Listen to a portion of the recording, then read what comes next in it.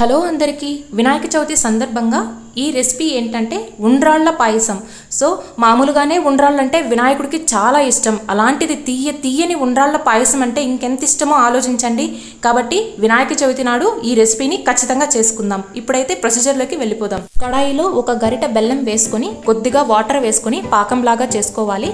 పాకం అయిన తర్వాత జల్లించుకున్న ఒక కప్పు తడి బియ్యపు పిండిని వేసుకొని ఈ విధంగా కలుపుకోవాలి. ఈ పిండి ఎలా ఉండాలంటే మనం చేత్తో చేయగానే ఉండలు మనకు సరిగా రావాలి, గుండ్రంగా వచ్చే విధంగా కలుపుకోవాలి. ఈ పిండిని కొద్దిగా తీసి పక్కన పెట్టుకోవాలి. మిగిలిన పిండితో ఈ విధంగా చిన్న చిన్న ఉండలుగా చేసుకోవాలి. మనం ఎంత చిన్న ఉండలు చేసుకుంటే అవి అంత బాగా ఉడుకుతాయి. కాబట్టి చిన్న చిన్న ఉండలుగా చేసుకోవాలి. ఈ ఉండలన్నీ సపరేట్గా ఒక ప్లేట్లో పెట్టుకోవాలి. మిగిలిన పిండిని అలానే పెట్టుకోవాలి.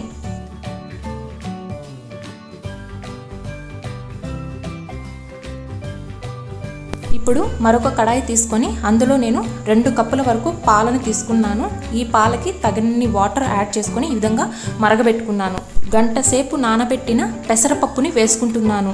పెసరపప్పుని మనము నానబెట్టి వేసుకోవడం కంటే కూడా పండుగ రోజుల్లో ఉడకబెట్టి వేసుకుంటే తొందరగా ఉడుకుతుంది. పెసరపప్పు వేసుకోవడం వలన ఉండ్రాళ్ళ పాయసం మరింత రుచిగా ఉంటుంది. ఇప్పుడు ఈ పెసరపప్పుని కాసేపు మరగనివ్వాలి. అడుగంటకుండా మధ్య మధ్యలో ఈ విధంగా కలబెడుతూ ఉండాలి. పెసరపప్పు ఉడికిన తర్వాత 2 టేబుల్ స్పూన్ల కొబ్బరి తురుముని వేసుకోవాలి. పచ్చి కొబ్బరి తురుమైనా పర్వాలేదు, ఎండు కొబ్బరి తురుమైనా పర్వాలేదు. ఈ కొబ్బరి తురుములో నుంచి కొబ్బరి పాలు వచ్చి మరింత రుచి ఏర్పడుతుంది ఈ ఉండ్రాళ్ళ పాయసంకి. ఇప్పుడు ఒక్కొక్కటిగా ఉండ్రాళ్ళని ఈ మరుగుతున్న పాలల్లో వేసుకోవాలి. అన్ని ఉండ్రాళ్ళు పాలల్లో మిక్స్ అయ్యే విధంగా కలబెట్టి లిడ్ని క్లోజ్ చేయాలి. ఇప్పుడు ముందుగానే కొద్దిగా పిండిని సపరేట్ చేసి పెట్టుకున్న దానిని ఈ విధంగా వాటర్ పోసి ఉండలు లేకుండా మెత్తగా కలుపుకోవాలి. ఇప్పుడు లిడ్ ఓపెన్ చేస్తే చూడండి, కొబ్బరి పొడి ఇంకా పెసరపప్పు ఉండ్రాళ్ళ పైన చేరి వాటి ఫ్లేవర్ని మరింత ఎక్కువ పెంచుతాయి. ఇప్పుడు ఉండ్రాళ్ళు అన్నీ చక్కగా ఉడికిపోయాయి. ఇప్పుడు ముందుగా కలిపి పెట్టుకున్న బియ్యపు పిండిని కడాయిలోకి ట్రాన్స్ఫర్ చేసుకొని బాగా మిక్స్ చేసుకోవాలి. మిక్స్ చేసిన తర్వాత 1/2 స్పూన్ ఏలకుల పొడి వేసుకొని కడాయిని కింద పెట్టుకోవాలి. ఇప్పుడు వేరొక కడాయిని పెట్టుకొని 2 టేబుల్ స్పూన్ల నెయ్యి వేసుకొని అందులో మనకి కావలసిన డ్రై ఫ్రూట్స్ అన్ని ఈ విధంగా వేపుకోవాలి.